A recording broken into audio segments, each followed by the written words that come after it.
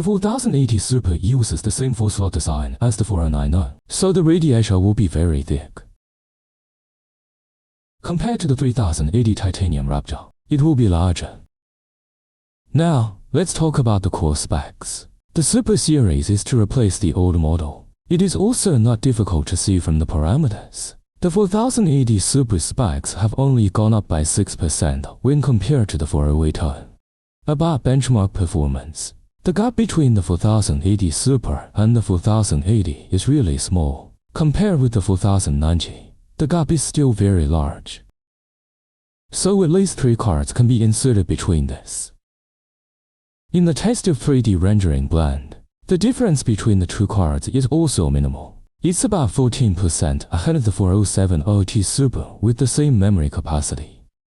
In the graphics engine rendering test, compared to previous tests, the lead goes up. Compared with the 3080 Ti, it is about 3% ahead. During the game tests at 2K resolution, no ray tracing, DLSS, or other new features, purely from rasterization at max settings.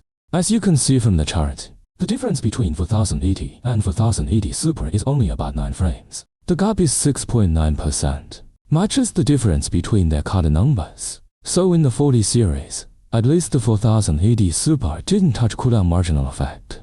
The gap with 4090 can be seen. The gap between the two is still quite obvious. Compared to the previous generation of 3080, 4080 Super is about 25% ahead, but the difference in selling price between the two, there is a gap of about 4,000 yuan. At 4K resolution, the difference between the 2 cards of 80 and 80 Super is still not very clear. To intuitively observe the difference between the 2 cards, at this resolution, 3080 has the advantage of larger memory width, which slightly ahead of the 4070 Super. Next, let's check out the new features of the 40 series. Those 3 and DLS complementary frame technology. Here is a frame rate comparison chart for the 4080 Super after using different AI technologies. The most obvious way to see it is from the picture. The temperature of this card is very low. The hotspot has never been above 70 degrees throughout the process. The core temperature is hovering in the 50s. Power consumption is only about 280 watts. Put the same performance into the 30 series. Focus on the frame rate. The exclusive DISS frame making technology of the 40 series. The improvement in game frame rate is tremendous. I also gave my friend a handful of horizons at the time. 5D effect after turning on the supplementary frame. Is there such a big delay as rumored online? Continuous debugging.